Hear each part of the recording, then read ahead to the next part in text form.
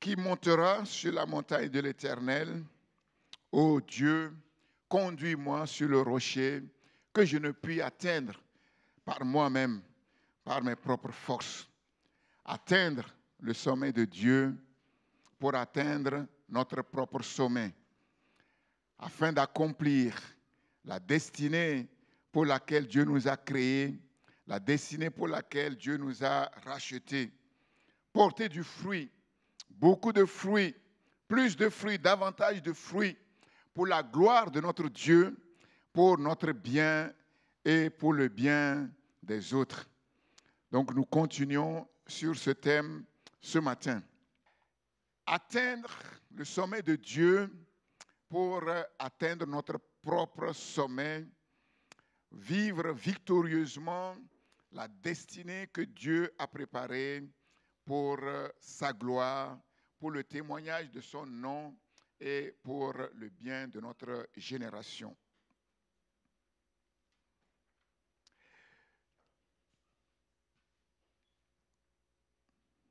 Nous avons vu que la persévérance est une clé très précieuse qui nous permet d'accomplir avec succès notre destinée, qui nous permet de réussir. Et nous savons, la Bible nous le dit, que les héros de la foi ont cette caractéristique commune, c'est qu'ils ont tous été des hommes et des femmes qui ont persévéré jusqu'au bout afin que les promesses que Dieu leur a faites s'accomplissent pour la gloire du Seigneur. Et nous aussi, nous voulons persévérer jusqu'au bout pour hériter des promesses que Dieu nous a faites, pour accomplir avec succès notre destinée. Et la persévérance, la clé du succès, est une question de mentalité. Et nous avons parlé de l'importance des pensées, de l'importance des paroles dans la mentalité des champions, de ceux qui réussissent. Les pensées, les paroles. Et ce matin, nous allons parler de l'importance des actes et de l'importance de la vision. Et nous reviendrons sur la vision. Semer une pensée et tu moissonneras une action. Et j'ai intercalé j'ai intercalé la parole entre la pensée et l'action. Semer une pensée, tu récolteras, tu moissonneras une parole. La parole est le prolongement de notre pensée. Semer une parole, tu moissonneras, tu récolteras une action. Semer une action, tu récolteras une habitude. Semer une habitude, tu récolteras un caractère. Et semer un caractère, tu récolteras un destin. Et nous avons vu que tout se passe au niveau des pensées. Tout se passe au niveau des pensées.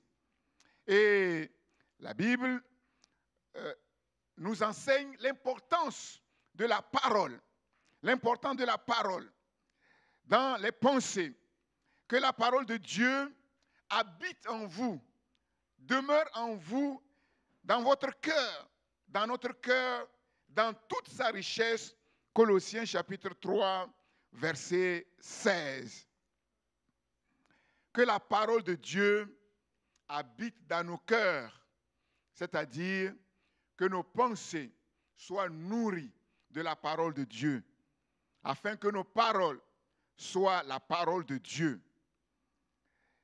L'importance de travailler à notre salut,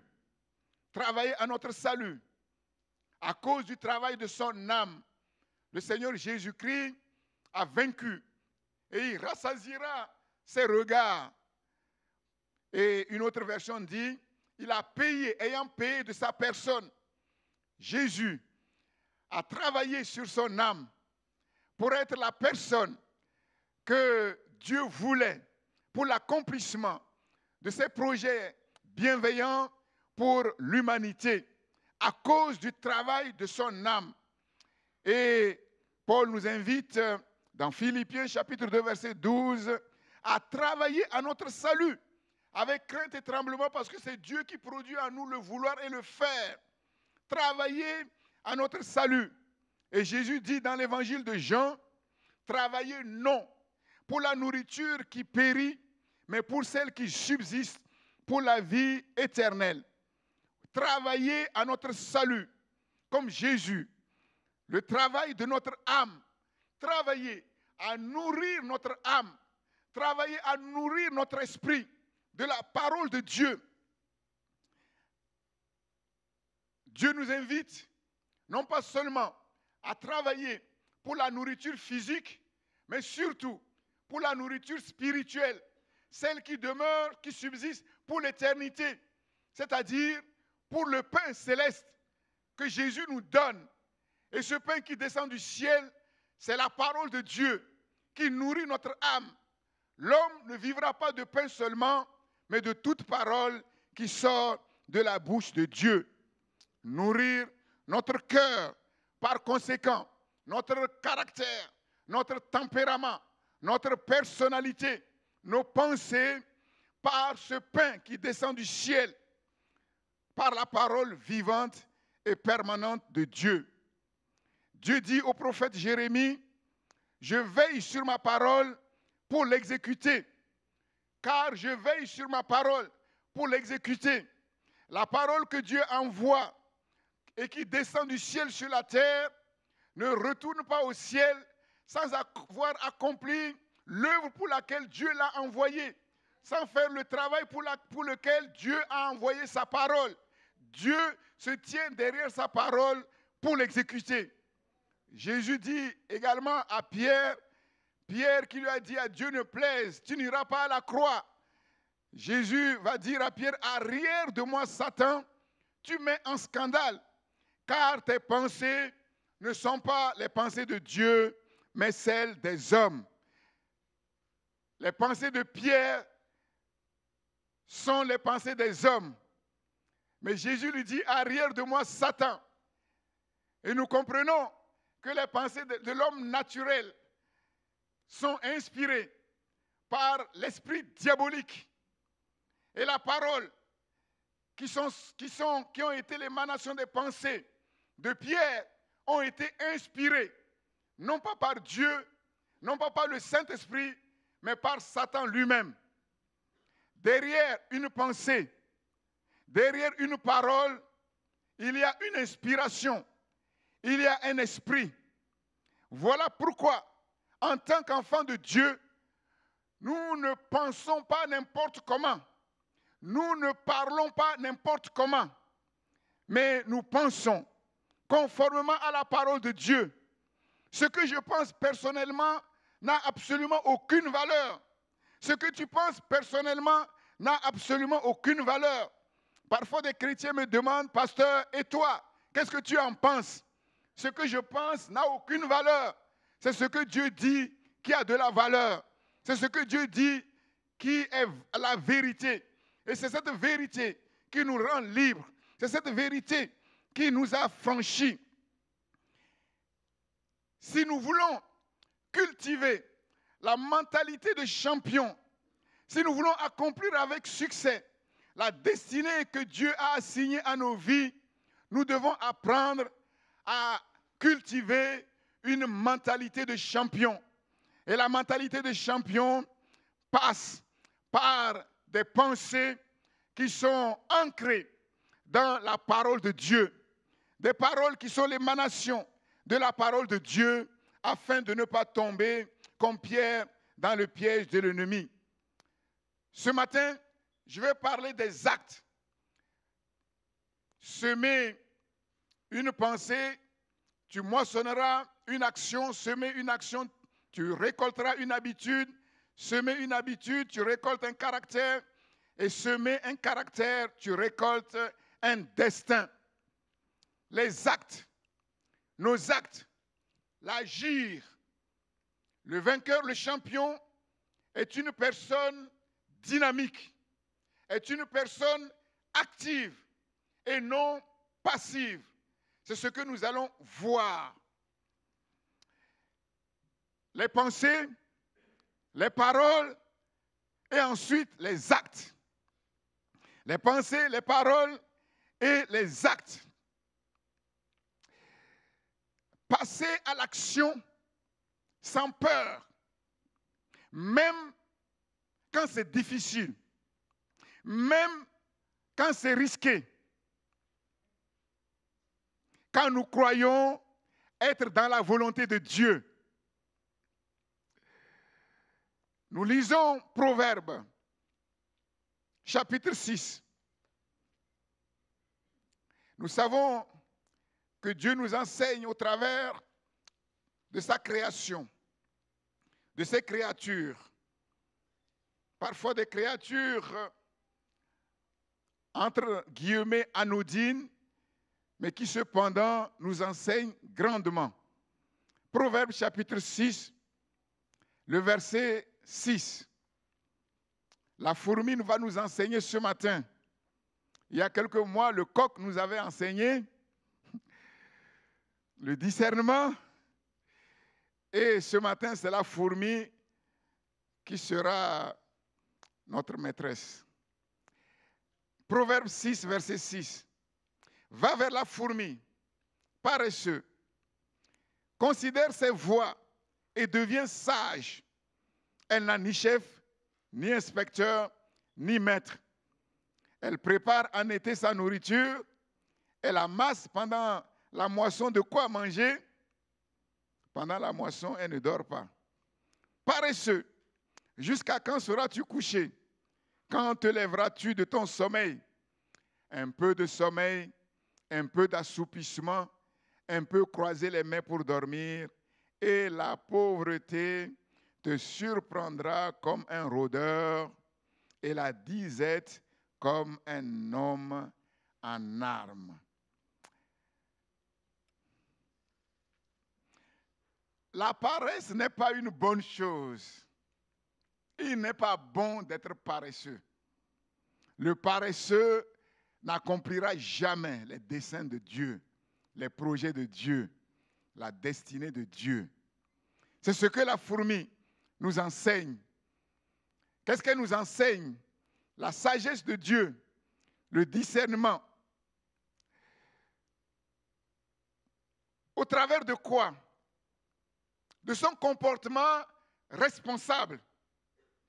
De son comportement responsable. Elle n'a ni chef, ni inspecteur, ni maître pour lui dire ce qu'il faut faire. Entre parenthèses, ce n'est pas bon que les enfants de Dieu attendent toujours qu'on leur dise ce qu'il faut faire. Ce n'est pas bon. Ce n'est pas une bonne chose. Et si jusqu'à présent, telle a été ton attitude, il faut la changer. Parce que celui qui va te dire ce qu'il faut faire, si il te dit ce qu'il faut faire, et ce que tu dois faire est conforme à la volonté de Dieu, cela vient du Saint-Esprit, qui est aussi en toi, et qui peut t'inspirer, et qui peut te conduire. Nous allons voir par la suite que quand nous faisons des choses, simplement parce qu'on nous dit de les faire, on les fait jusqu'à une certaine limite. Le cœur n'y est pas. Et on ne peut pas être aussi efficace comme on doit l'être. Personne n'est derrière la fourmi pour lui dire ce qu'il faut faire. Mais comment se fait-il qu'une petite fourmi de rien du tout, qui n'a ni maître, ni inspecteur, sait ce qu'il faut faire? Si une fourmi est capable de savoir ce qui est convenable de faire, à combien plus forte raison un être humain et à combien plus forte raison un enfant de Dieu? Si tel n'est pas le cas, la Bible dit que c'est parce que tu es un paresseux. C'est pour ça que Dieu ne te dit pas ce qu'il faut faire, parce que ça ne sert à rien. Si Dieu dit à un paresseux qui se dit enfant de Dieu ce qu'il faut faire, et s'il ne le fait pas, il est coupable de 2 péchés. Le premier péché, c'est qu'il est paresseux, et ce n'est pas bon. Et le deuxième péché, c'est que sachant la volonté de Dieu, il ne la fait pas. C'est encore plus grave. Elle nous enseigne l'activité. Elle est active. Elle est organisée, elle est disciplinée et aussi prévoyante. Prévoyante. Elle prépare en été sa nourriture. Elle amasse pendant la moisson de quoi manger après. Ah, c'est extraordinaire. La fourmi, elle est tout sauf paresseuse. Hein? Il paraît qu'il y a des reines. La reine des fourmis, j'ai déjà vu dans la savane de grandes fourmilières avec une reine majestueuse. Elle n'est pas nonchalante, elle n'est pas oisive. Proverbe 24, verset 30. Proverbe 24, verset 30. J'ai passé près du champ d'un paresseux et près de la vigne d'un homme dépourvu de sens.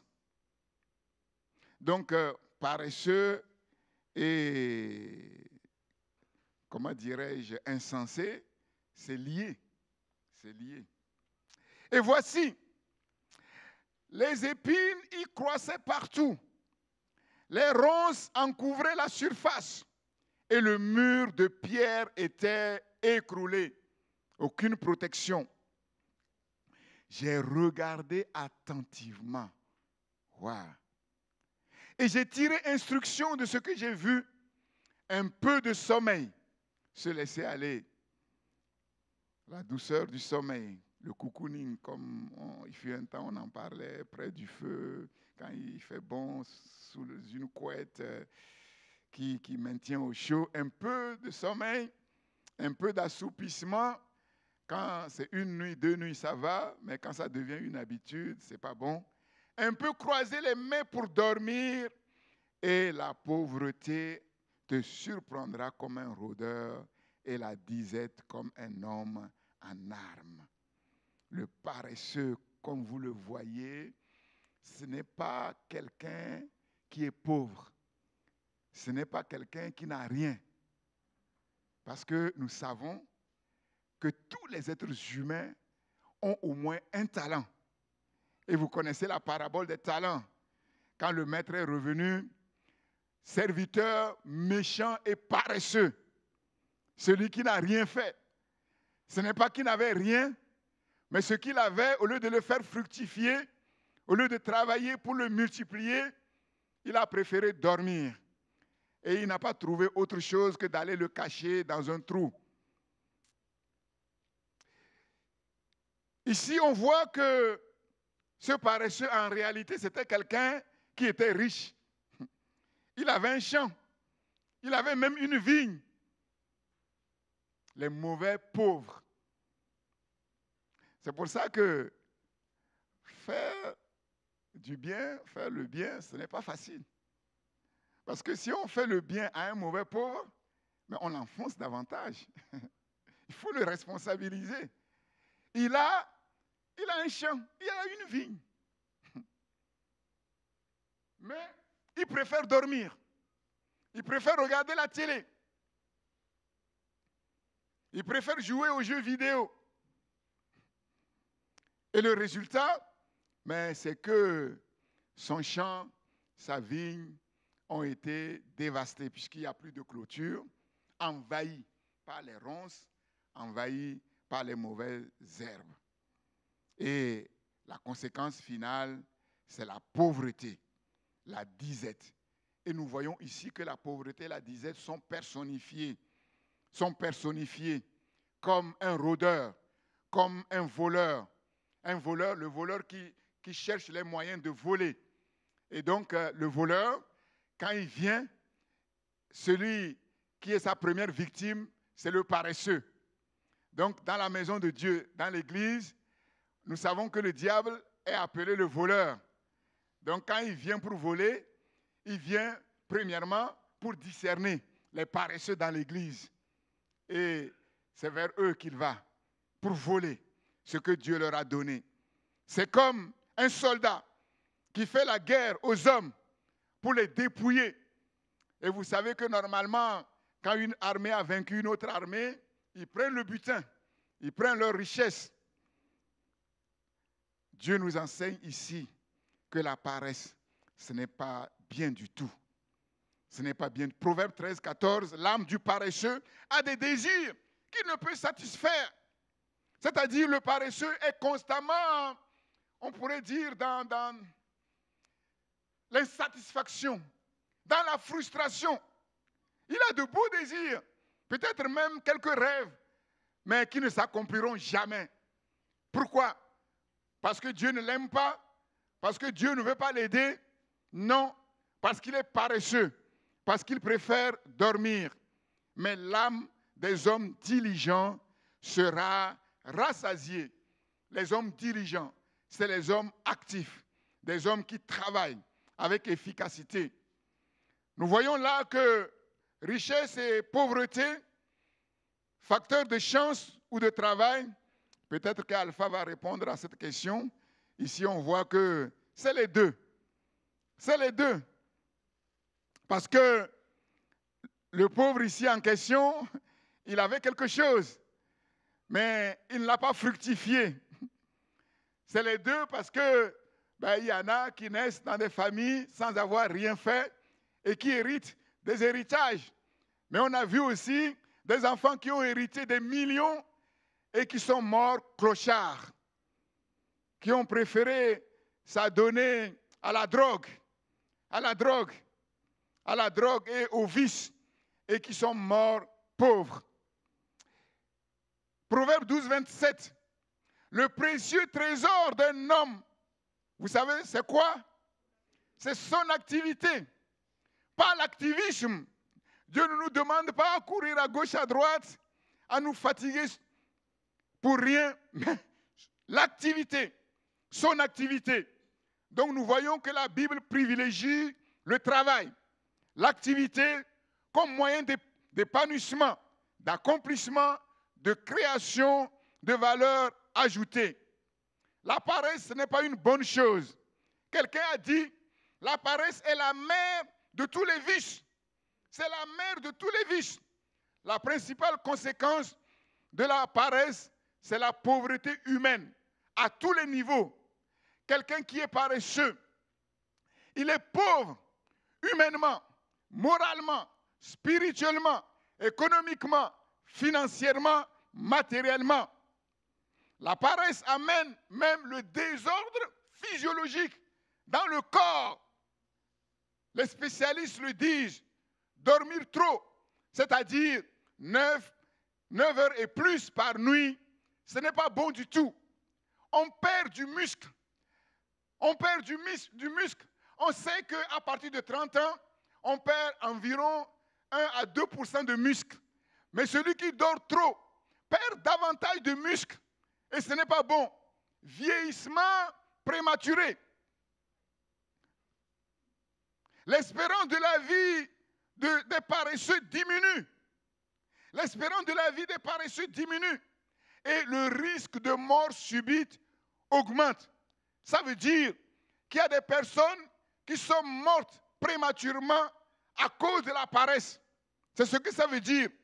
L'inactivité physique est un grand risque de développer ou d'aggraver les maladies chroniques comme l'insuffisance cardiaque, les maladies cardiovasculaires, l'hypertension, certains types de diabète et certains cancers. Ce n'est pas bon, la paresse. Dormir trop, ce n'est pas bon. Paresse, oisiveté diminue aussi le quotient intellectuel. Ça détruit l'estime de soi. La personne qui est paresseuse finit par se dire un jour, je suis bonne à rien, puisqu'elle est improductive.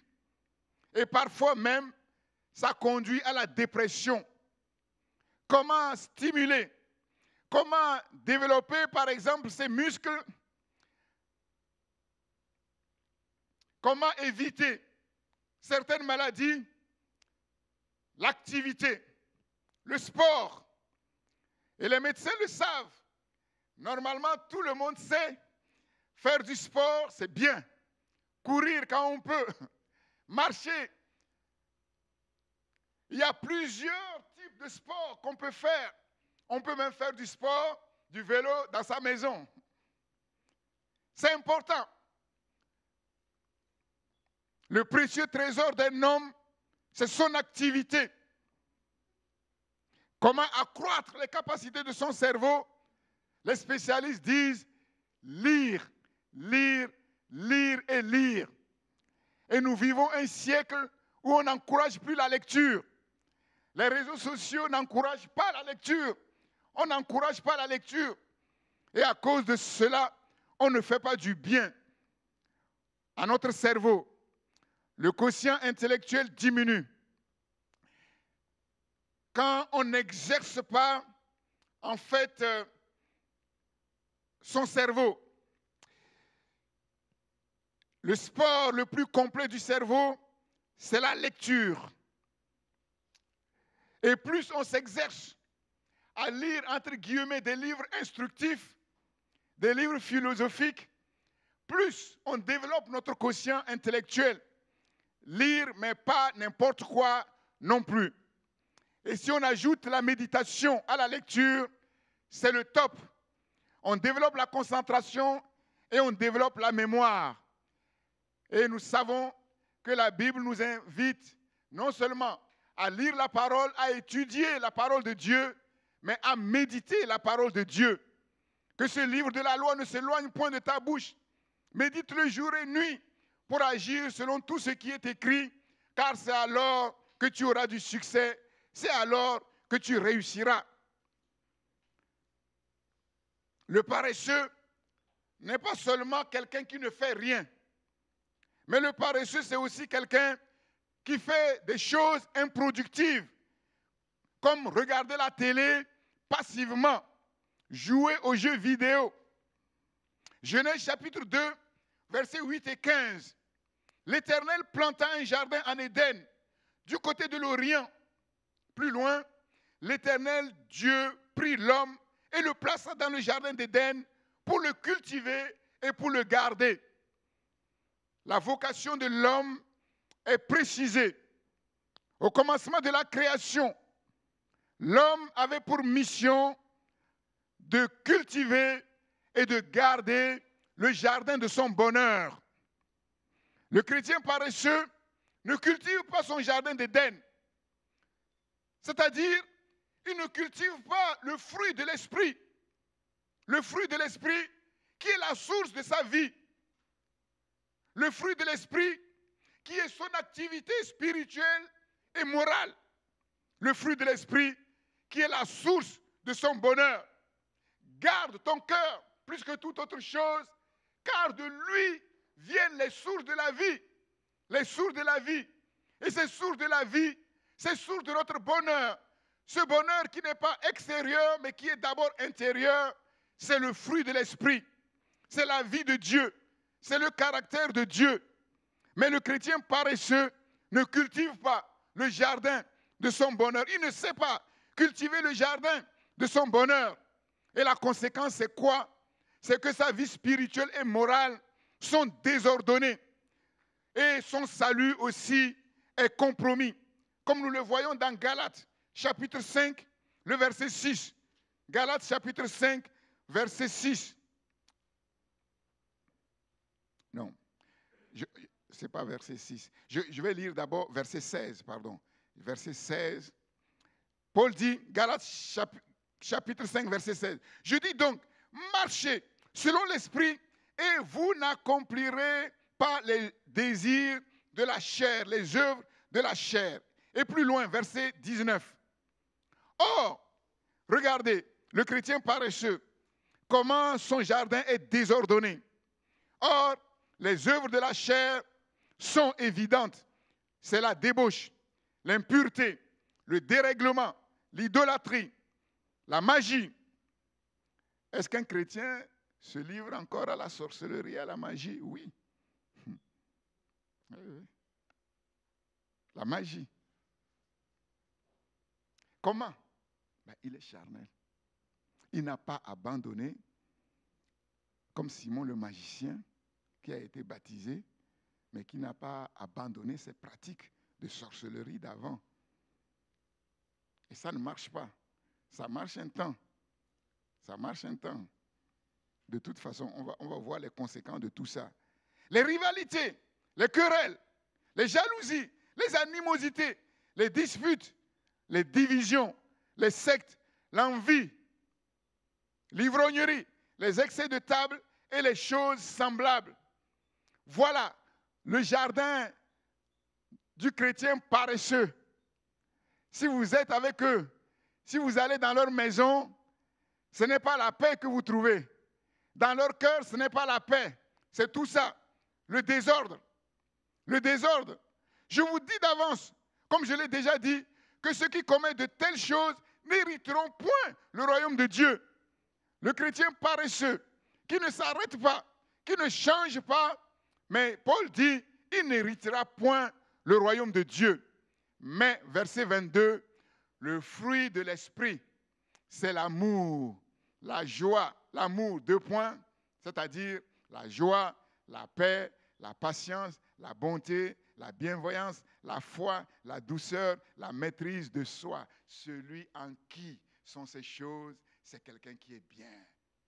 C'est quelqu'un qui vit dans le bien-être. Quelqu'un qui vit dans le bien-être. Il est bien dans sa peau.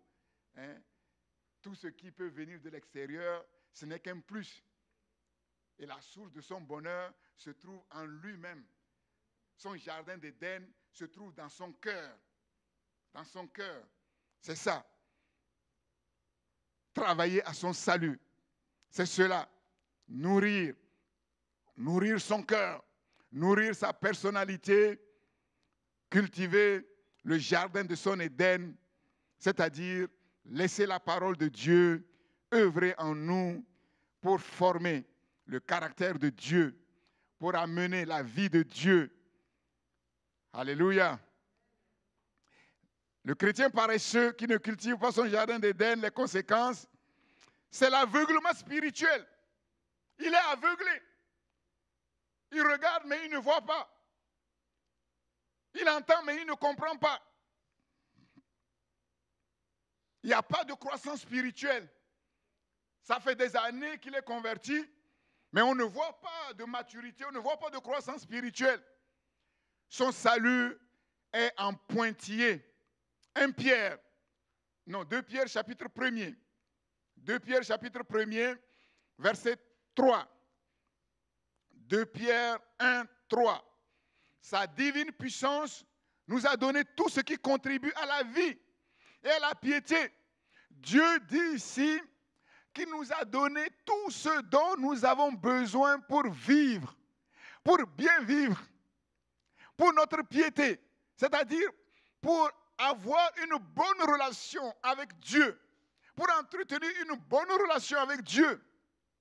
Il nous a donné tout ce dont nous avons besoin pour prier, pour méditer la parole de Dieu, pour servir Dieu, tout ce qui contribue à la vie et à la piété. Dieu sa divine puissance nous l'a donné. Au moyen de quoi?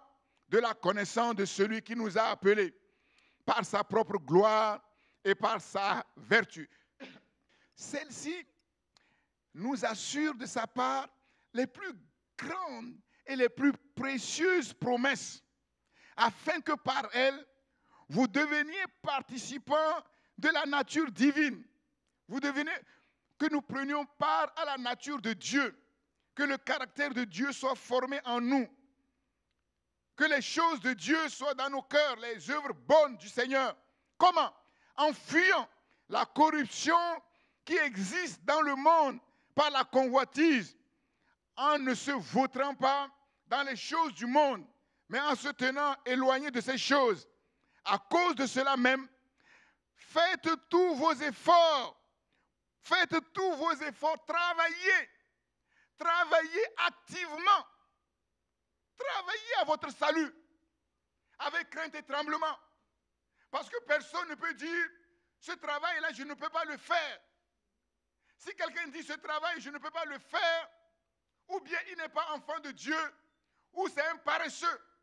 La Bible dit que Dieu nous a donné le vouloir et le faire. Sa divine puissance a mis en nous tout ce qui contribue à notre vie et à notre piété. À cause de cela, faites tous vos efforts, parce que Dieu t'a donné une vigne Parce que Dieu t'a donné un champ. Est-ce qu'une grande chose de te dire, mais cultive ton champ, prends soin de ta vigne? Non. Faites tous vos efforts pour cultiver votre jardin d'Éden, pour cultiver le fruit de l'esprit, pour développer cette vie que Dieu nous a donnée, pour développer ce caractère, cette mentalité de champion que Dieu a mise en nous. Toutes ces ressources, les amener à la maturité pour notre succès. Tous vos efforts pour joindre à votre foi la vertu, à la vertu la connaissance, à la connaissance la maîtrise de soi. Vous voyez, tout part de la foi. Hein? Tout part de la foi. Donc, ça veut dire que ça concerne quelqu'un qui a la foi. Et quelqu'un qui a la foi, c'est un chrétien. Donc, ça ne part pas de quelque chose qui nous dépasse. Et quelqu'un qui a la foi, c'est quelqu'un qui a reçu la foi de Dieu, puisque la foi vient de ce qu'on entend, et ce qu'on entend vient de la parole de Dieu. Ce n'est pas une foi qu'il a fabriquée. Ce n'est pas quelque chose qui vient de lui-même, c'est quelque chose que Dieu lui a donné au travers de l'évangile qu'il a entendu. Dieu a mis cette foi en lui, et à partir de cette foi, s'il n'est pas paresseux, il va travailler pour aller quelque part, pour joindre à votre foi la vertu, à la vertu la connaissance, à la connaissance la maîtrise de soi, à la maîtrise de soi la patience, à la patience la piété, à la piété l'amitié fraternelle, et à l'amitié fraternelle l'amour. De l'autre côté, le fruit de l'esprit, on a commencé par le must, ici on termine par le must. Tout découle de l'amour et va vers l'amour. C'est le must, il n'y a rien qui soit au-dessus de cela, comme nous le verrons plus loin. Car si ces choses sont en vous, et ils sont avec abondance, si vous cultivez votre jardin d'Éden, ces choses, Dieu veut qu'elles soient avec abondance en nous. Elles ne vous laisseront point oisifs, ni stériles, pour la connaissance de notre Seigneur Jésus-Christ. Mais celui en qui ces choses ne sont point est aveugle. Il regarde et il ne voit pas. Il ne voit pas de loin. Il a mis en oubli la purification de ses anciens péchés. Oui, c'est-à-dire qu'il est revenu vers ce qu'il a vomi. Il est comme un porc, comme un chien qui est revenu vers ce qu'il a vomi. Il s'est vautré encore à nouveau dans les choses du monde. Et il ne comprend pas, il ne voit pas loin. C'est pourquoi, frères, appliquez-vous d'autant plus à affermir votre vocation et votre élection, car en faisant cela, vous ne broncherez jamais. C'est ainsi, en effet, que l'entrée dans le royaume éternel de notre Seigneur et Sauveur Jésus-Christ vous sera largement accordée. Dieu veut que le chemin qui nous conduit à la maison du Père ne soit pas un sentier, ne soit pas un sentier escarpé, non. Il veut que ce soit une autoroute sur laquelle nous courons. On voit la différence entre le chrétien qui a travaillé pour son âme, le chrétien qui a travaillé pour développer ces choses que Dieu a mises en lui. La différence entre ce chrétien-là, dès le commencement, jusqu'à la fin de sa vie, et celui qui a été paresseux. Le chrétien actif, il meurt comme il a vécu, dans l'activité. Il meurt dans la paix. Il meurt dans la paix, dans son esprit. Il voit l'autoroute. Il y a en lui, c'est la paix. La mort ne le trouble pas. Pour lui, la mort n'existe pas. C'est une transition. Il ne fait que passer d'une condition à une autre supérieure. Alléluia. Il ne craint pas la mort. Mais pour les autres, c'est compliqué. Ils vont se battre jusqu'au dernier souffle, sans être sûrs que si ce dernier souffle est enlevé, où est-ce qu'ils vont se retrouver? Mais ce n'est pas ce que Dieu veut. Pour cela, il ne faut pas être paresseux. Il faut travailler. Il faut cultiver ton jardin d'Éden. Il faut cultiver ton jardin d'Éden. Vous savez, certains chrétiens sont très actifs dans le monde, très actifs dans leur travail, et à l'église, spirituellement, paresseux. Il ne faut pas qu'il en soit ainsi. Il ne faut pas qu'il en soit ainsi. Quelles sont les causes, quelques causes de la paresse? Quelques causes de la paresse rapidement. Mais Le paresseux, il a peur de l'échec. Il préfère ne pas essayer plutôt que d'échouer. Donc, comme je l'ai dit, avant même d'avoir commencé, il a déjà échoué. Il a échoué dans ses pensées. Les pensées. Les paresseux pensent que ça ne sert à rien de faire quelque chose. Parce que son problème là, il est tellement grand qu'il n'a pas de solution. Et là encore, tout se passe dans ses pensées. Dans ses pensées. Un savant a dit, un problème sans solution est un problème mal posé. Ou un faux problème. Et je vous ai dit que sur la terre, il n'y a que des problèmes. Mais au ciel, il n'y a que des solutions. Sinon, Dieu ne serait pas Dieu. Ce qui est impossible aux hommes est possible à Dieu. Mais le paresseux, lui, il est convaincu que son problème n'a pas de solution. Pour le chrétien paresseux, son problème, c'est l'incrédulité, le manque de confiance en Dieu. Il ne croit pas que Dieu est capable de résoudre son problème. Ou il ne croit pas que Dieu l'aime suffisamment pour ne pas le laisser dans ses problèmes. Troisième point, troisième cause, la culture de notre époque. La culture dans laquelle nous vivons, dans cette génération, c'est la culture de la paresse. Comme Alpha l'a dit un jour, les réseaux sociaux rendent paresseux. N'incite pas à réfléchir. N'incite pas à réfléchir. La culture de la paresse. La culture de l'oisiveté. La culture de la facilité. Tout de suite, facilement, sans effort. L'enfant veut avoir il ne travaille pas, hein. Il veut avoir le dernier portable. Dernier portable. C'est ce que les philosophes appellent l'hédonisme. L'hédonisme, c'est quoi?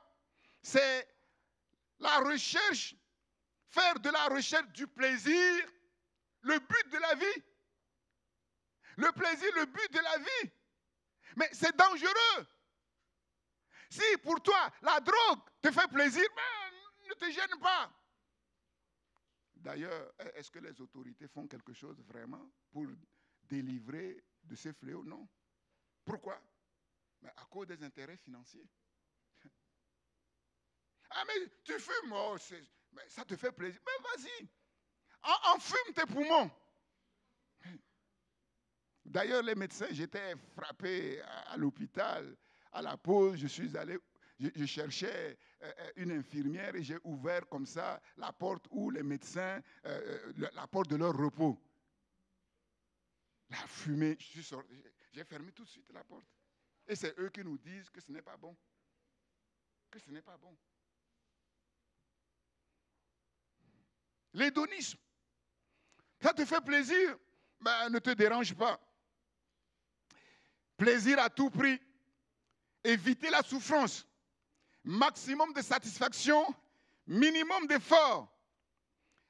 Et si vous avez remarqué, les jeunes, les ados, la plupart, ils sont fatigués. Ils sont fatigués. Ils ne font rien, mais ils sont fatigués. Mais à leur âge, nous, on courait partout. Aujourd'hui, vous lui demandez quelque chose, c'est compliqué. J'ai travaillé à la colo et j'étais avec les ados, mais ils m'énervaient. Il faut leur raconter de belles histoires. Il faut leur faire à manger. Quand on leur demande simplement de faire le feu, ils traînent les pieds. Laver les... Voilà la culture dans laquelle on est. On ne veut pas de souffrance. On ne veut pas de souffrance. Mais c'est dangereux. Mais les femmes, comment elles vont faire? Comment elles vont faire pour accoucher? On ne veut pas de souffrance. Plaisir instantané, sans se soucier des conséquences. On réfléchit après. Mais ça a tué. Ça a tué. On a regardé un reportage des footballeurs éminents qui ont décidé comme ça par un coup de tête d'aller à une fête. Accident. Sans réfléchir. On dit, ah viens, viens avec nous, on va aller s'amuser. Sans réfléchir. Des vies, des destinées brisées. Brisées. Brisées. Non, il ne faut pas trop réfléchir. Prends la vie telle qu'elle vient. Il faut être ouvert. Vous avez remarqué, voilà pourquoi maintenant, quand on porte les vestes, on n'attache pas le bouton. Et vous avez vu, moi j'attache toujours les boutons. Toujours. S'il faut attacher le deuxième bouton, je vais attacher le deuxième bouton. Il faut être ouvert. À tout ce qui vient. Il y a une pub là, comme ça il enlève. Non seulement c'est ouvert, mais pour être très ouvert, il jette la veste pour prendre tout ce qui... Ah non. Non. Voilà la culture. Saisir les opportunités qui font plaisir sans réfléchir. C'est terrible. C'est terrible. Donc si on ne vit pas à contre-courant de ces choses-là, mais c'est dramatique. C'est dramatique. On vient à l'église, ah mais vite, vite, vite, il faut que le pasteur prêche, mais 25 minutes. 25 minutes. Ah, il nous chauffe les oreilles, ce pasteur-là. Non seulement il crie quand il prêche, mais il prêche 1 heure et demie. Ah, les premiers disciples se réunissaient tous les jours. Nous, on a une réunion par semaine. Et moi, je ne vais pas me risquer à cette réunion-là de vous donner du lait. Si je vous donne le lait, vous allez le digérer tout de suite. Mais avec quoi vous allez tenir toute la semaine? Il faut réfléchir. Vite, vite.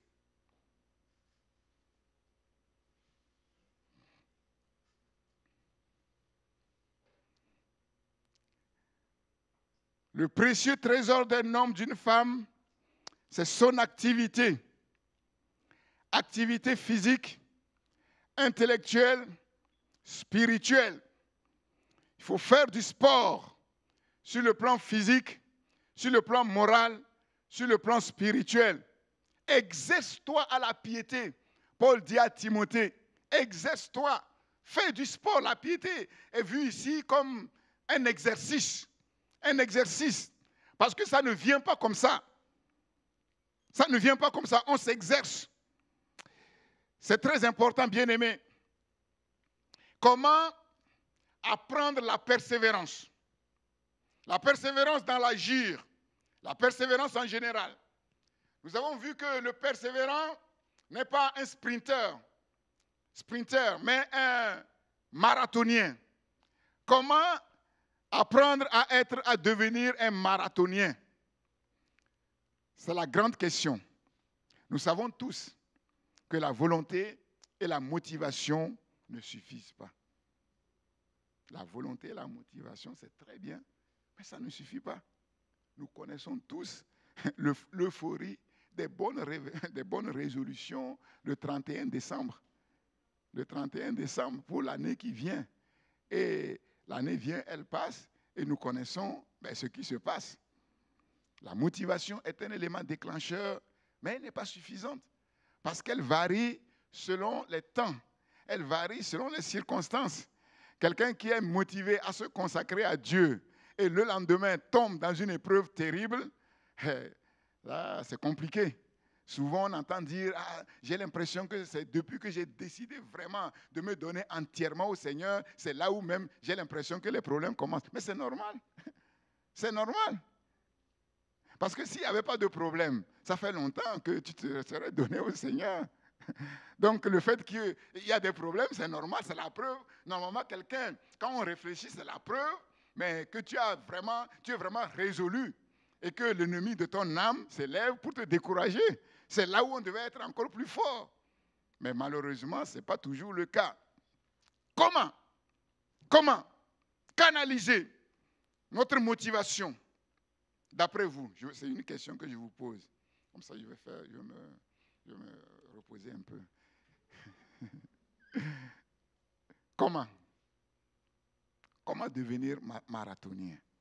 Qu'est-ce qui vous vient à l'esprit? Oui. La vision.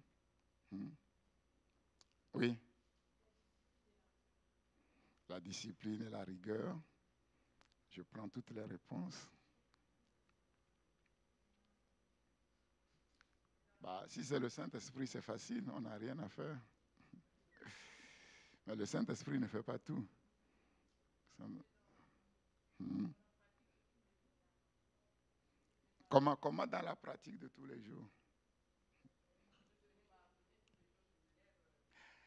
La motivation est très importante, mais seulement elle n'est pas suffisante. Qu'est-ce qui fait que la motivation n'est pas suffisante? Qu'est-ce qu'il faut ajouter à la motivation pour Hmm, hmm.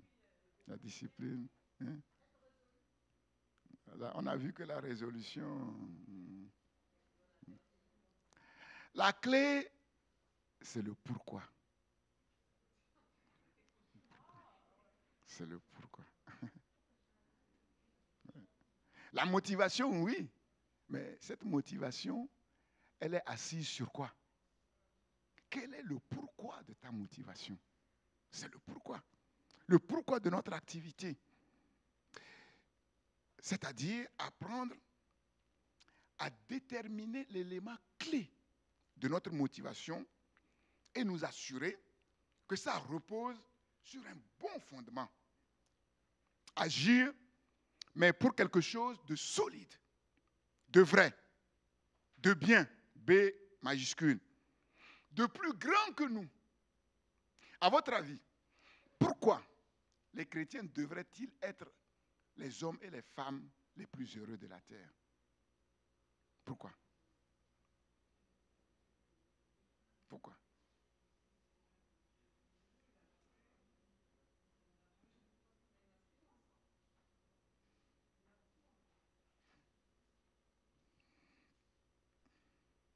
Pourquoi? Simplement parce qu'ils vivent pour quelque chose qui les dépasse infiniment.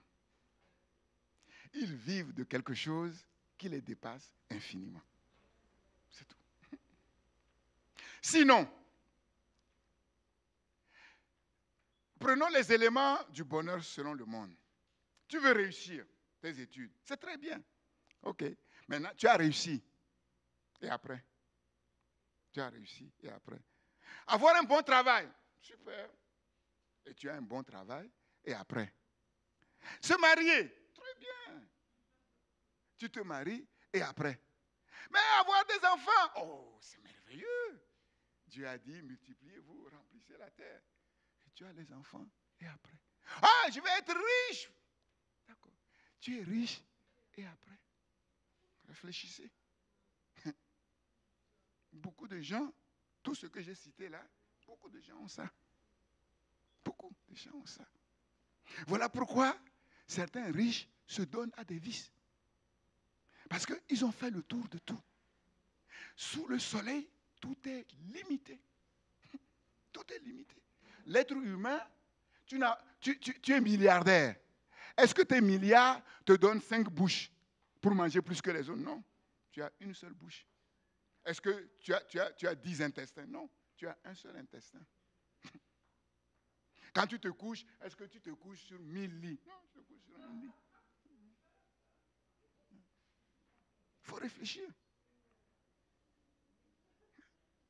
Et ils se livrent à des vices. Ils se livrent à des vices. Les Beatles les soirées d'orgie, comme ils ont les moyens, ils mangent, après ils vont vomir, ils reviennent, ils mangent, ils vont vomir. Vomir, c'est pas bon. C'est pas bon. Bon, sans parler d'autres vices. Hein. Généralement, dans ces cercles-là, c'est difficile de rester avec une seule femme. C'est trop limité. Trop limité. J'ai vu une fois la propriété d'un richissime au proche moyen, au proche rien. Son domaine faisait, si je ne me trompe pas, à un petit nombre près, 1848 chambres. C'est son domaine à lui. 1800. Donc il faut les remplir. Donc il y a un harem. Voilà. C'est ça. Pourquoi? Pourquoi?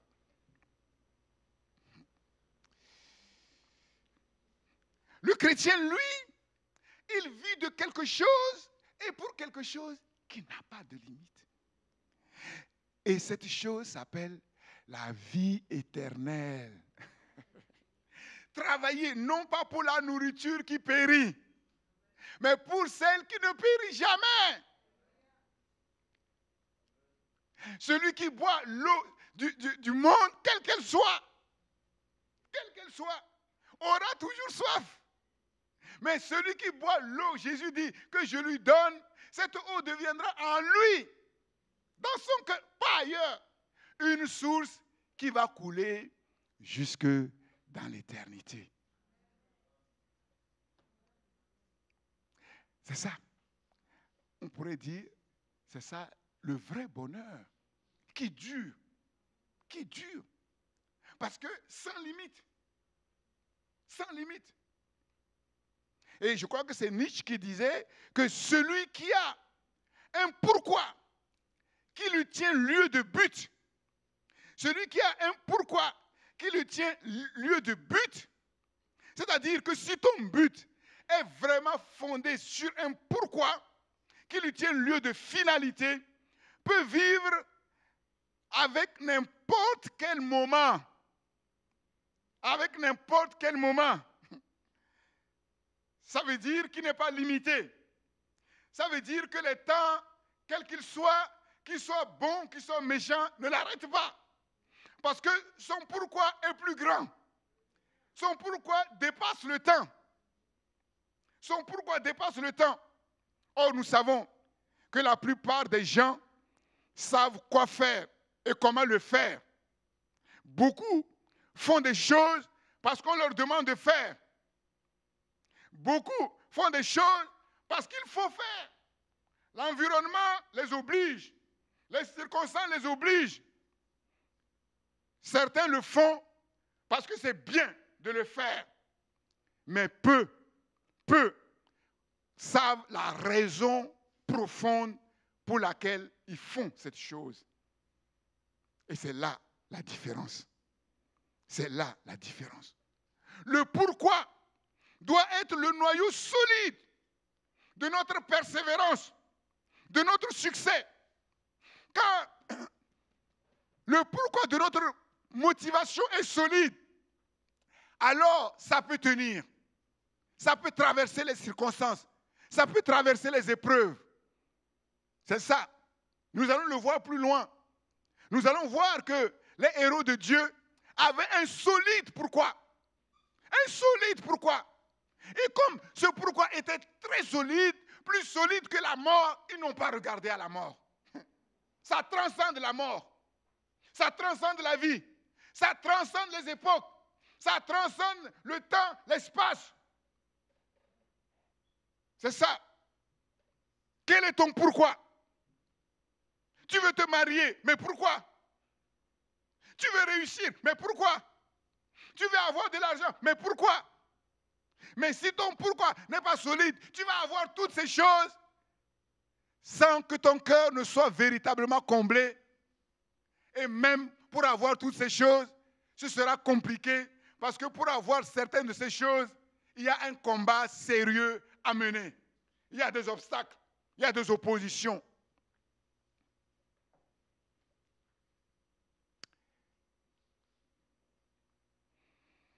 Comment être marathonien? Persévérer jusqu'au bout.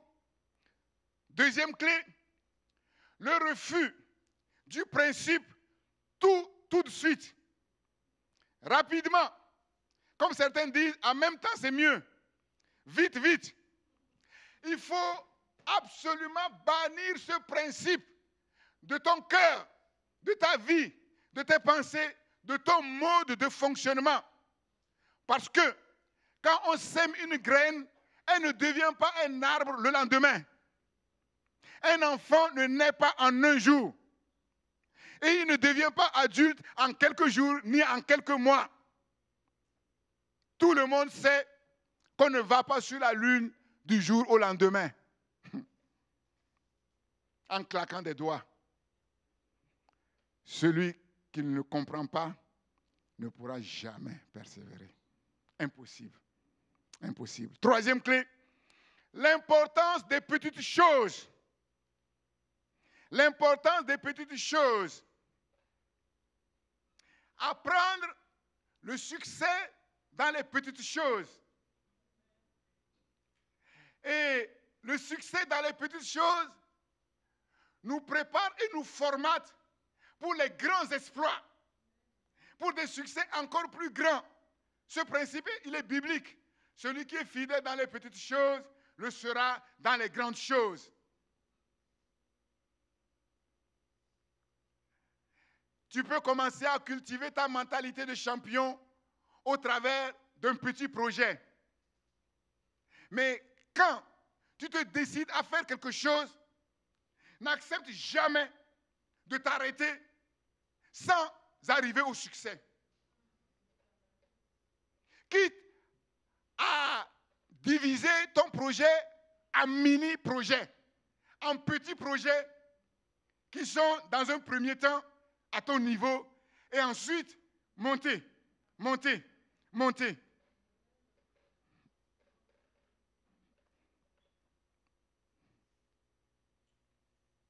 Par exemple, tu as décidé maintenant d'apprendre à prier au moins 1 heure. Ou bien, chaque jour, à lire la parole au moins 45 minutes. Si tu n'arrives pas, commence à prier 15 minutes. Si tu n'arrives pas, 10 minutes. Si tu n'arrives pas, 5 minutes. Mais si on descend trop là, il y a un problème. C'est autre chose.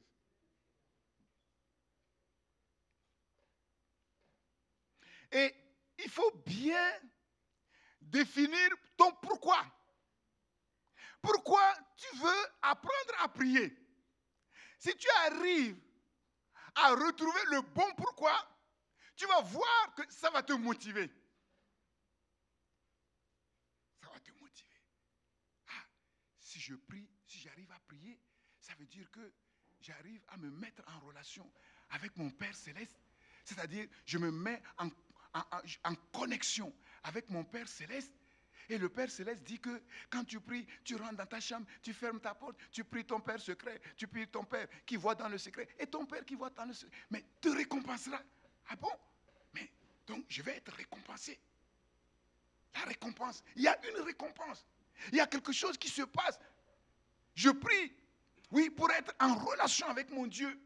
Je prie pour être connecté avec le ciel. Donc, si je ne suis pas connecté avec le ciel, si je ne suis pas en relation avec mon Dieu, mais ça va être compliqué sur la terre. Mais quand tu arrives à trouver le bon pourquoi, tu vas voir que ça va changer ta perspective. Ça va te donner des ailes, davantage, une motivation plus grande. Ne dis pas, moi, je vais perdre. Oh, moi maintenant j'ai décidé. Ah, il faut que je perde 10 kilos. Oh, 10 kilos. Moi, quand je vais jeûner 40 jours où je m'enferme, je ne bois que du jus. Hein. Je bois que du jus à 18 heures pendant 40 jours. Je perds autour de 10-12 kilos. Donc, c'est pas la peine de te mettre la barre très haute. Commence. Maintenant, je vais essayer de perdre 1 kilo. Quand tu perds 1 kilo, maintenant tu te dis, ah, je vais regarder quelle est la stratégie, le plan que j'ai mis en place pour perdre 1 kilo. Donc, je vois que ça marche. Maintenant, je vais voir si je ne vais pas aller plus loin. Si tu perds 1 kilo en 1 semaine, tu te dis, ah, donc si je fais 2 semaines, je vais perdre 2 kilos. Et ça t'encourage. C'est ça. Les victoires dans les petites choses encouragent et préparent les victoires dans les grandes choses. Dans les grandes choses. David a dit, ton serviteur, il a d'abord dans le secret combattu l'ours, combattu le lion. Maintenant, il est prêt à aller combattre le Goliath. Il est prêt à aller combattre Goliath. Dernier point, la vision. La vision. Apprendre à voir grand. Quand on parle du tout de Dieu, quand on parle de l'illimité de Dieu, il y a des chrétiens qui ne comprennent pas. Ils ne comprennent pas. Pour un chrétien qui dit qu'il a la foi, quel est le danger qui peut le bloquer et l'empêcher de voir la gloire de Dieu dans sa vie et de voir l'accomplissement des promesses de Dieu dans sa vie? C'est une question.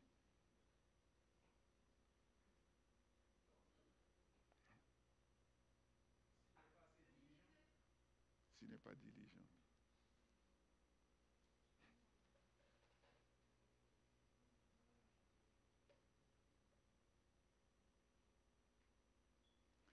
S'il limite Dieu, il n'y a pas pire chose. On ne se rend pas compte, hein? Il n'y a pas pire chose que de limiter Dieu. Vous allez voir, dans certains pays, on cultivait la vision du grand. Les États-Unis. Je connais une sœur, elle était coiffeuse ici en France. Elle arrivait à peine à joindre les deux bouts. Elle habitait dans une petite chambre de bonne. Elle est allée aux États-Unis. Nous lui avons rendu visite avec un collègue pasteur. Elle habitait une grande maison. Son mari avait un gros 4x4 7 places. Elle avait aussi son gros 4x4 7 flambant neuf. Deux cultures diamétralement opposées. Vous allez voir, en France, tout est petit. Les maisons sont petites. Je me demande comment on peut construire des maisons pour faire habiter une famille. Une famille avec 5 enfants, avec une seule toilette et une seule salle de bain. Comment? Mais il ne faut pas un grand bon sens pour comprendre qu'à 5, avec une seule toilette, c'est compliqué. Vous allez faire la queue le matin, le dimanche matin, pour venir à l'église, c'est compliqué. Mais pendant ce temps, il y a une minorité de gens aller dans leur domaine. Des chambres sans savoir quoi en faire. Regardez en Afrique, les gens n'ont pas les moyens. Mais quand ils construisent, mais chaque chambre a sa salle de bain. Quasiment.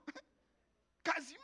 Les gens ne savent pas construire pour une personne, pour 2 personnes. Au moins, ils savent que si quelqu'un est de passage, il peut exercer l'hospitalité, qui est si chère dans la Bible. En France, c'est compliqué. Pour exercer l'hospitalité, déjà, pour loger toute la famille, c'est compliqué. C'est compliqué. Et tout ça à cause de la culture, à cause de la vision étriquée. Étriquée. Un collègue américain nous disait qu'il est venu en France, ça l'a tellement traumatisé, on est venu le chercher avec une petite voiture Citroën. Donc ça l'a tellement, il dit, je ne me souviens plus de cette voiture, je crois que c'est un Citroën. Il ne se souvient même pas, tellement ça l'a traumatisé.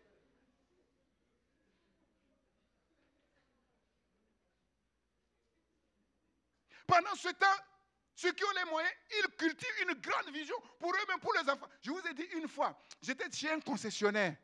Et à l'époque, les Q7 venaient de sortir. Un Q7 flambant neuf. Puis j'ai commencé à parler avec lui. C'est un chauffeur, un taximan.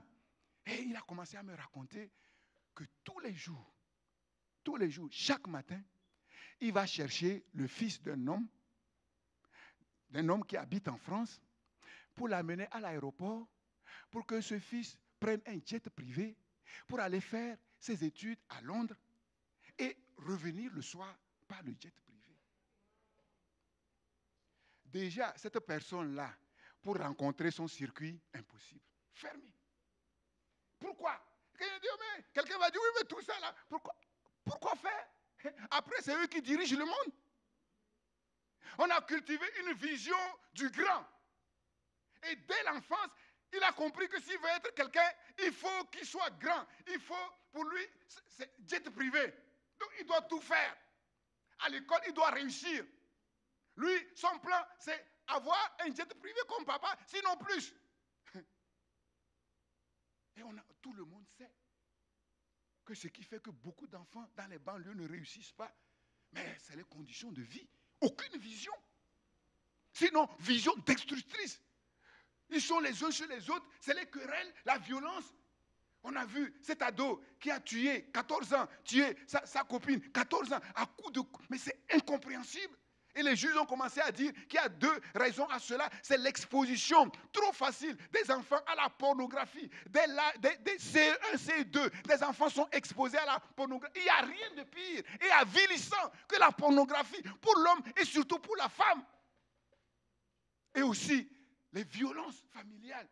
Les gens vivent les uns sur les autres, ils en ont marre. On a vu comment ces violences se sont exacerbées à l'époque du confinement. C'était terrible. C'était terrible. Et Dieu veut que nous voyions grand, savoir se projeter dans le futur de sa destinée.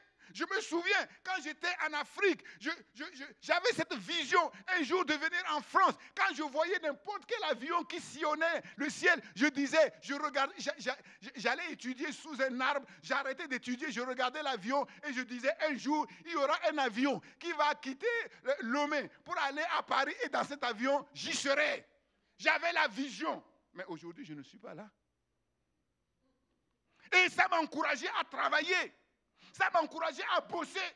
Parce que je savais que si je devais prendre un avion un jour, il fallait que je travaille. Il n'y avait pas d'autre solution. Mes parents n'avaient pas les moyens. C'est ça. La vision. Apprendre à voir grand. Parce que l'être humain, quel qu'il soit, est très limité.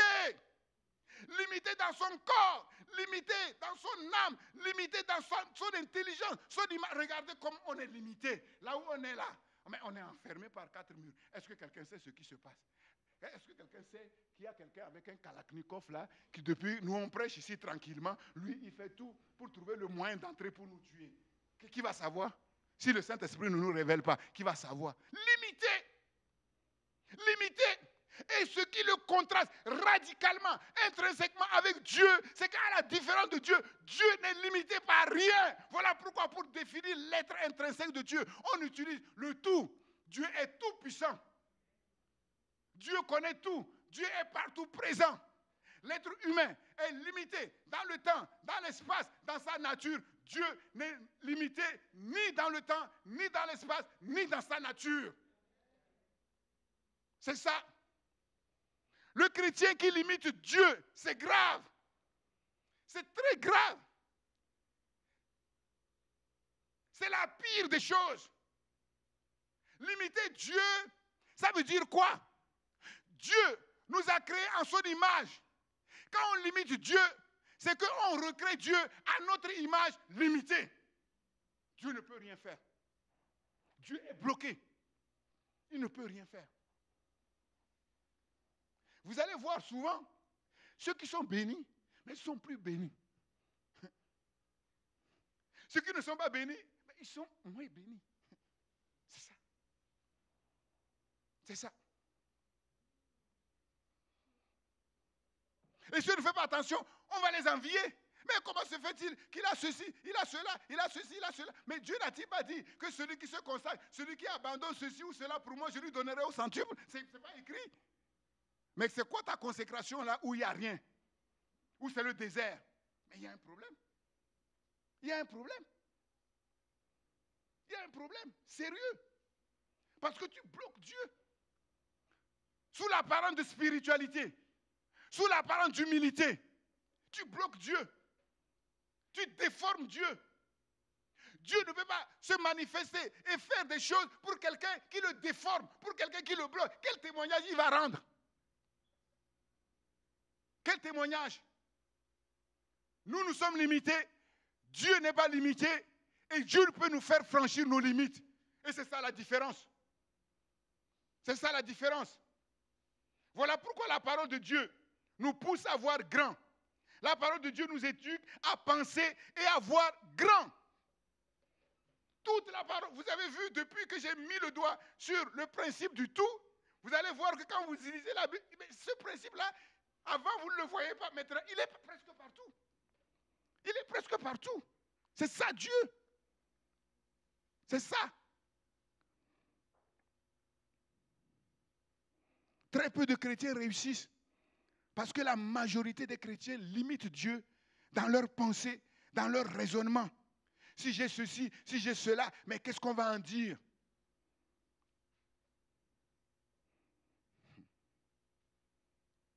Regardez, je prends juste pour terminer quelques exemples. Quelques exemples. Abraham n'avait pas d'enfant. Dieu dit, je t'ai appelé pour que tu sois un instrument privilégié, non seulement dans ta génération, mais pour toutes les générations. Mais il n'avait pas d'enfant. Mais Dieu lui dit, mais sors, regarde les étoiles. Compte les étoiles. Si tu comptes les étoiles, telle sera ta postérité.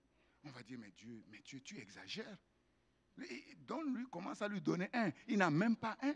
Et tu lui parles des étoiles, tu lui parles du sable, de la mer. Voilà. Est-ce que quelqu'un peut compter les enfants d'Abraham aujourd'hui? Mais non. Mais non.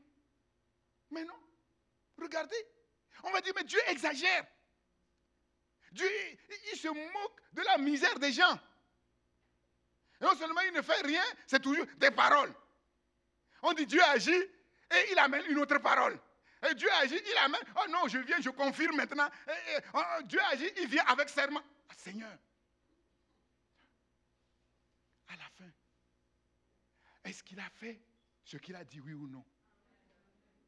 Pourquoi Dieu ne s'est pas contenté de lui donner l'enfant? Dieu a dit, Abraham, je veux te donner un enfant. Mais avant de te donner un enfant, toi qui dois me représenter sur la terre, sache que je suis un Dieu illimité. Ne me limite pas dans tes pensées. Et je te dis que tu n'as pas d'enfant. Tu crois que tu n'as pas d'enfant. Mais moi, je te dis que tu as des enfants et qu'on ne peut pas compter tes enfants. Qui a raison? Joseph. Le songe de Joseph. Mais Dieu aurait pu dire, voilà, bon, je suis venu pour te dire que, voilà, tu vas aller en Égypte, tu vas devenir quelqu'un là-bas, et puis, ben, tu vas prendre soin. Non. Pour que ce jeune homme-là puisse aller en Égypte et traverser tout ce qu'il doit traverser en Égypte, il faut que dès le commencement, qu'il comprenne que le Dieu qui va l'envoyer en Égypte, que rien n'est impossible à ce Dieu. Il est limité par quoi que ce soit. S'il dit quelque chose, mais tout le monde peut se coaliser contre lui, s'il s'en fout. Et il lui donne un songe. Et dans le songe, il ne trouve pas autre chose que de lui dire que la lune et le soleil vont venir se prosterner avec les étoiles devant toi. Ah, mais comment en étant Seigneur, tu exagères? Tu exagères. Ça. Apprendre à voir grand. Apprendre à raisonner grand. Raisonner grand. Psaume 37, verset 4.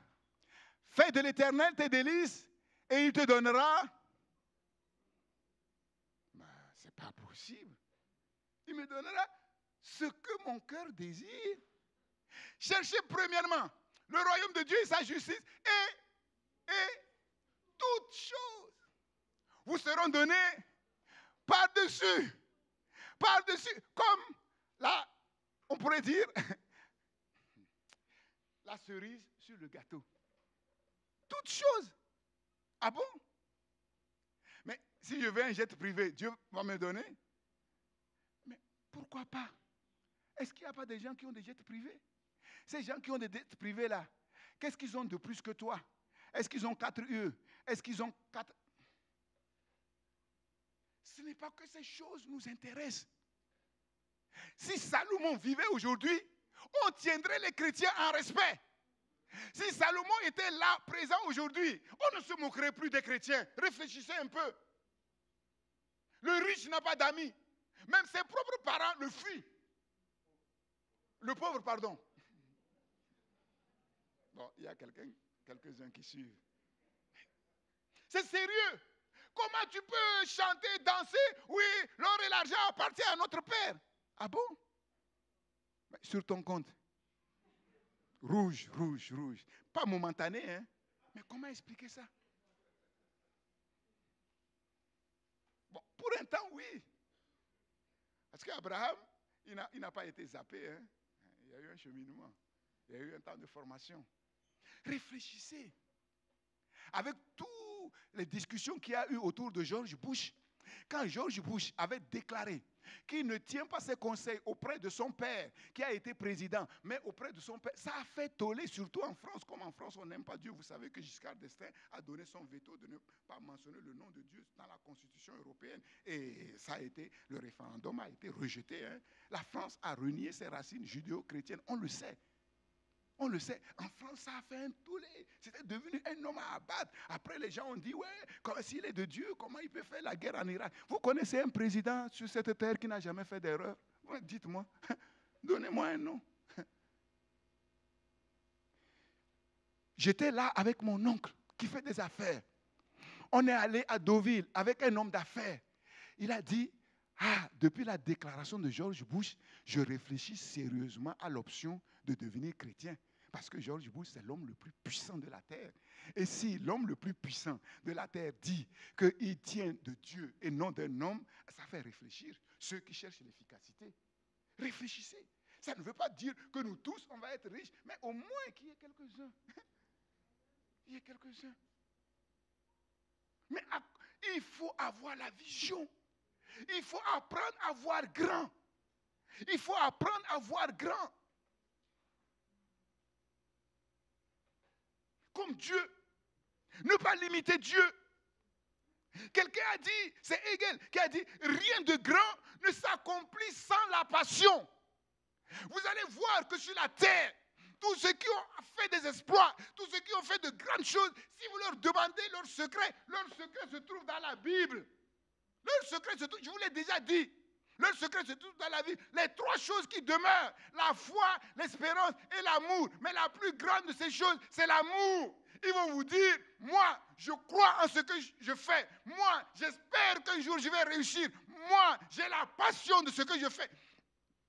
Il n'y a pas de secret plus grand. Il n'y a pas. Tout s'inscrit dans ce chemin biblique. Et c'est ce que Hegel dit. Rien de grand sur la terre ne s'accomplit sans la passion. Sans la passion. C'est-à-dire sans une motivation qui a un pourquoi, mais solide. Solide. Solide. Mais dites-moi, quelle est la plus grande passion? Quelle est la plus grande passion? La plus grande passion dans l'univers, c'est Dieu. Dieu a créé tout l'univers à cause de sa passion pour l'homme. Jésus-Christ a sauvé tout l'univers, a recréé tout l'univers à cause de sa passion, toujours pour l'homme. Et c'est la seule passion de toutes les passions qui peut nous amener à dépasser nos limites. Parce qu'elle englobe l'univers tout entier. Vous allez trouver une passion qui va accomplir de grandes choses, mais avec limite, dans une discipline donnée, mais jamais quelque chose d'englobant. Jamais. Il n'y a pas de passion. Voilà pourquoi le premier et le plus grand commandement, tu aimeras Dieu avec passion, de tout ton cœur, de toute ton âme, de toute ta pensée et de toutes tes forces. C'est ça. C'est-à-dire apprendre à voir grand. Ne pas limiter. Il y a beaucoup d'exemples. Il y a beaucoup, je peux ajouter, il y en a plein dans la parole de Dieu. Jean chapitre 15 sur lequel on a longuement parlé, celui qui, le cep qui est à moi, le sarment qui est à moi, porte du fruit et le Père les montre pour qu'il porte encore plus de fruits, beaucoup de fruits, plus de fruits, sans limite. Sans limite. Tout est à vous. Paul dit, tout est à vous. Ah bon, l'univers est à vous. Si tout est à vous, tu vas avoir peur d'un avion. Tu vas avoir peur d'une voiture. C'est pas normal. C'est pas normal. Mais si c'est toi que Dieu a choisi pour avoir le premier jet parmi ses enfants en France et tu le limites, comment tu vas faire? On est foutu. On va continuer à se moquer de nous. C'est ça. Quand tu vois un chrétien, ton frère, être béni dans l'abondance, ne l'envie pas. Ne l'envie pas. Dis-toi simplement, c'est son tour. Et le jour arrivera, ce sera mon tour. Dieu ne fait pas de favoritisme. Il nous aime tous de la même manière. Il veut démontrer sa grandeur dans nos vies de façon sans doute différente, diverse, mais de la même façon. Selon les dons qu'il nous a donnés. Et le don qu'il t'a donné. Si tu marches avec ton Dieu, tu seras champion. Dans ton don. Dans ton don.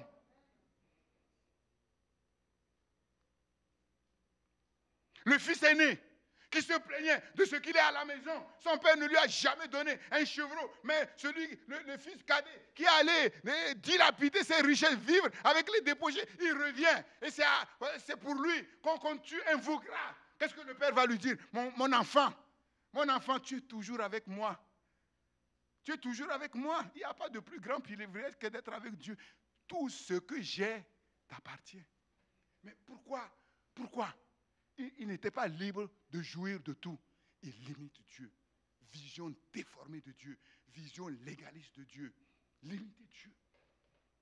Si je prends un chevreau, si je prends ceci, qu'est-ce que le Père va dire? Mais tous les chevreaux de la terre appartiennent au Père. Dieu a dit, si j'avais faim, je vais quelque part, je prends un bœuf qui va me dire quoi? D'ailleurs, Jésus, quand il avait besoin d'un âne, il dit, va chez un tel, dis-lui simplement, le maître a besoin, et il va te... Ah bon, comme ça là? Oui, et ils sont allés comme ça, et il a dit, le maître a besoin, et on lui a laissé aller comme ça. Comme ça. C'est ça Dieu. Tout est compliqué jusqu'à ce que Dieu dise, maintenant je vais faire, et ça devient facile, comme un claquement de doigts. On va dire, oui, mais comment la lune et les étoiles et le soleil peuvent venir se prosterner devant un jeune homme? Mais Dieu peut faire que la lune devienne un oiseau. Et venir se prosterner. Et quand il aura fini de se prosterner, il va repartir, il va devenir lune. Si Dieu dit, lune, arrête-toi, la lune ne va pas s'arrêter. Ce n'est même pas Dieu qui a dit, c'est un homme qui a dit de la part de Dieu. Et la lune a dit, ah ok, j'ai entendu l'ordre et je respecte l'ordre. C'est ça. On limite trop Dieu. Moi, j'ai décidé de ne pas limiter Dieu. Si Dieu me conduit à poser des actions, je poserai des actes. Que tu sois content ou que tu ne sois pas content, c'est ton problème. Ce n'est pas toi qui vas rendre compte devant le trône de la grâce à ma place. C'est moi qui vais rendre compte. J'ai décidé de ne pas limiter Dieu. J'ai décidé. Je vous dis, je vous ouvre une parenthèse pour que vous compreniez. Quand je me suis converti, tous les vêtements que j'avais, j'ai donné. Ma femme n'est pas là. Elle est partie à La Rochelle parce que ma belle-mère est malade. D'ailleurs, entre parenthèses, elle veut partir avec le Seigneur. Elle dit, je suis fatiguée, Seigneur, prends-moi. Dieu dit, non, ce n'est pas encore le temps. Voilà. Vous voyez, il y en a qui se battent avec la mort. Il y en a qui disent, non, mais Seigneur, viens vite, prends-moi. Voilà. Donc elle a dit, mais quand je vais mourir, je ne veux pas que quelqu'un pleure. Comme je vous ai dit, je vous ai dit, le jour si je finis ma cour dans le Seigneur, si quelqu'un pleure, je demande la permission sérieusement. Je reviens avec une chicotte là. Je vais te chicoter. Tu pleures sur qui? Tu pleures sur moi? Je suis dans la maison du Père. J'ai achevé ma course. Ah, les chrétiens d'aujourd'hui, sentimentalistes. Sentimentalistes. On mélange tout. Les parents qui ne sont pas convertis, c'est sur eux qu'on va pleurer, mais on ne pleure pas. Parce que de temps en temps, ils donnent un 100 € par là, un 100 € par ici. On est content. Alors qu'on devait pleurer sur eux. Parce que s'il leur arrive quelque chose maintenant, ils vont en enfer. Mais ceux qui sont arrivés, qui ont franchi, on pleure sur eux. Il faut m'expliquer. Mais j'étais où là? J'ai tout donné. Je me souviens, j'avais les seuls vêtements, il me restait 2 costumes, dont l'un, je ne sais pas, j'ai mis un stylo, et puis, je ne sais pas, le bouchon est sorti et ça a bavé. Donc, il y avait une tache. Je suis allé prêcher, une sœur vient m'a dit, mais pasteur, oui, j'ai dit, oui, je l'ai vu. C'est pas que je n'ai pas vu, j'ai bien vu. Je n'avais rien. Mais aujourd'hui, sans chercher quoi que ce soit, certains ont l'impression que quand je m'habille, je fais des recherches. Je ne fais aucune recherche. Non, je vous le dis. Depuis que je suis converti, je ne cours pas dans un magasin. Je prie et ça vient. Maintenant, ma garde-robe, elle est remplie. J'ai dit même à une sœur, il ne faut pas m'acheter de vêtements. J'en ai trop. Et je n'ai rien fait. Quasiment les 4/5 de mes vêtements, c'est des dons. Je vous le dis. Et ce n'est pas seulement ça. C'est ça. Mais il y a des choses qui doivent venir. Il y a une préparation. Comme Abraham, comme Joseph, comme Moïse. Le jour viendra où le témoignage sera complet. Et les gens seront étonnés. Parce qu'ils n'ont pas eu les yeux pour voir. Ils n'ont pas eu le discernement pour discerner les choses. Certains vont dire, ah ouais, mais pasteur, il aime les vêtements. Je n'aime pas les vêtements. Je suis en France. Je m'habille comme en France. Regarde, quand j'étais à Martinique, Steve m'a vu, on s'attendait, on s'est donné rendez-vous. Il a failli me dépasser. Il dit, mais je croyais que c'était un Martiniquais. Je vous le dis, tout ça, si demain je dois laisser tout ça, parfois, bon. Mais il faut honorer Dieu. Si Dieu a décidé que tu dois l'honorer, tout dépend du ministère. Tout dépend vers qui Dieu t'envoie. Tout dépend du témoignage qu'il veut rendre. On ne doit pas tous être pareils. C'est pas ça. Mais comme je vous ai dit, les gens vont venir te voir. Tu as une belle maison, tu as de belles voitures, tu as un compte en banque rempli, tu manges les meilleures nourritures. Tu vas dire, oui, tu vois tout ça là. Et tu es épaté, hein? Mais moi, ça ne m'épate pas. Parce que mon bonheur ne vient pas de ça. Mon bonheur vient de la source que j'ai reçue, qui est devenue une source, l'eau que j'ai reçue, qui est devenue une source à moi. C'est ça que les païens n'ont pas. Les vêtements, les païens ont. Les voitures, les païens ont. Les jets privés, les païens ont. Parfois, Dieu donne parce que les gens se moquent des chrétiens, comme si notre Dieu était limité, pour leur montrer que non, Dieu est capable. Mais en même temps, Dieu travaille pour que ces choses ne nous prennent pas la tête, ne nous fassent pas changer la tête. C'est tout. C'est tout. Il faut le comprendre. Moi, je n'attache pas ma vie sur ces choses-là. Vous me prenez aujourd'hui, vous me mettez dans une comment ça s'appelle, une habitation en clé sur une natte, avec une pierre. Je vais dormir. Oui, parce que je suis né dans ça. Et je peux dormir. Mais tu me prends, tu me mets dans un palace, ma tête ne va pas tourner. Je vais dire aux gens du palace, vous croyez avoir tout, mais moi j'ai quelque chose que vous n'avez pas. Je vous le dis, moi j'évangélise les gens avec la vie de Dieu, avec le jardin de terre, avec le fruit de l'esprit. Mais beaucoup de chrétiens ne le comprennent pas. C'est ce que les païens n'ont pas. C'est ça qu'ils n'ont pas. Je leur dis, mais quand Dieu m'a touché, le bonheur est venu dans ma vie. Et depuis, le bonheur ne m'a pas quitté. Chaque jour, je suis bien. Chaque jour, j'ai la paix. Chaque jour, j'ai la joie. Avant, je courais à gauche, à droite. Maintenant, je ne vais nulle part, mais à la maison, ça vient. Tu peux courir à gauche, à droite. Tu peux avoir ceci ou cela. Mais tu n'auras jamais cette vie. Et quelqu'un qui réfléchit, il va te dire, tu as raison. Tu as raison. Tu as raison. C'est comme la servante de cette dame qui habite la plus grosse villa à Antibes. Hein, vous savez qu'à Antibes, il y a le port des milliardaires. J'ai visité. Quand tu vas, tu es choqué. Tu es choqué. Le port des milliardaires. Il y a aussi l'endroit, comme en Floride, on a visité l'endroit des riches, là où les grands artistes là, ont leur maison. Quand tu vois, tu es choqué. Donc, dans cette grande villa-là, où il y a les villas des milliardaires, il y a la plus grosse, qui s'appelle la Serenada.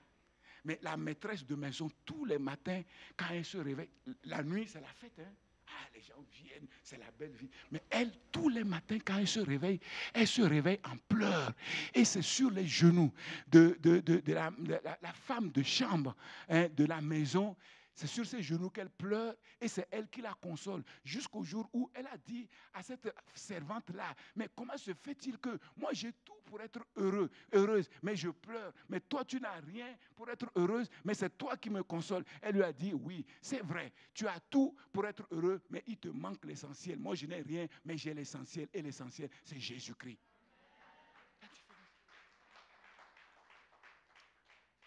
Je vais m'arrêter là. Seigneur, je ne veux pas te limiter, Seigneur. Je ne veux pas non plus prendre quelque chose que tu ne m'as pas donné. Mais je ne veux pas te limiter.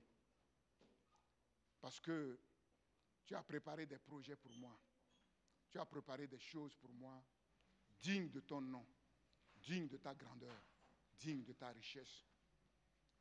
Seigneur, ce sont ces choses que je veux prendre pour la gloire de ton nom, comme Moïse l'a dit. Nous allons sortir, nous, nos femmes, nos enfants, nos richesses. Nous ne laisserons même pas nos cordons, les cordons de nos souliers en Égypte, pour que l'ennemi les utilise pour faire du mal, Seigneur. Oh Dieu, que ta parole nous éduque à voir grand. Que ta parole éduque nos caractères, notre tempérament, notre personnalité, nos pensées, nos paroles, nos actes, notre vision, Seigneur. S'il y a des dysfonctionnements, donne-nous de le corriger. Je ne veux veux pas courir après ceci ou cela. Le bonheur, je l'ai déjà. Tu me l'as donné dans ta grâce. La joie, tu me l'as donné. La paix, tu me l'as donné. Je dois simplement cultiver le jardin de mon Éden dans mon cœur. Garder mon cœur plus que toute autre chose. C'est de lui que jaillissent les sources de la vie. Je n'ai pas à envier qui que ce soit. Je n'ai pas à vouloir avoir ceci parce que celui-là a. Non. Tu as départi à chacun un héritage, Seigneur. Et c'est un héritage délicieux, digne de ton rang. Père, Père, que ta parole accomplisse son œuvre en nous, en chacun de nous. Qu'elle libère, qu'elle renverse, qu'elle détruise, mais qu'elle édifie, qu'elle élève, qu'elle construise, Seigneur. Oh Dieu, tu cherches des instruments précieux pour faire la différence dans cette génération, cette décennie stratégique, Seigneur. Le monde va mal, le monde est de plus en plus incertain. À l'horizon, il n'y a rien de bon, il n'y a rien de rassurant, Seigneur. Mais notre horizon céleste est clair.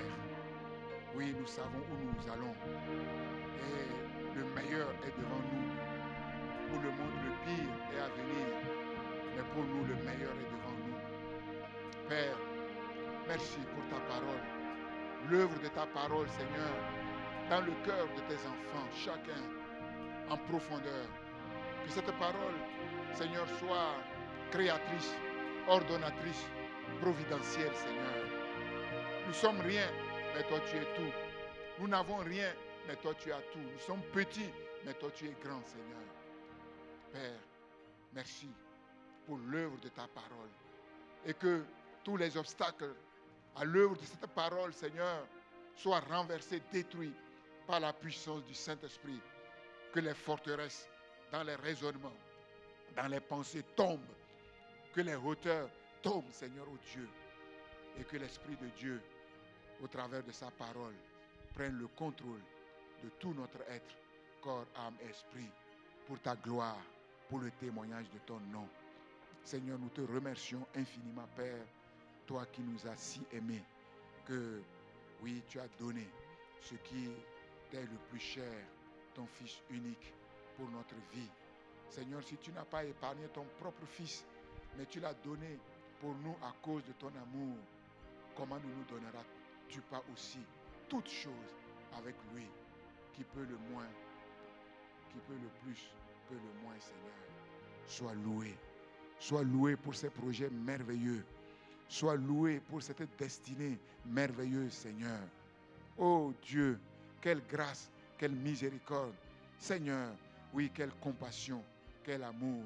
Oui, d'éternité en éternité, sois loué jusqu'à notre dernier souffle. Nous voulons te rendre grâce et te louer pour toutes choses à cause de Jésus-Christ, notre Seigneur et Sauveur. Amen.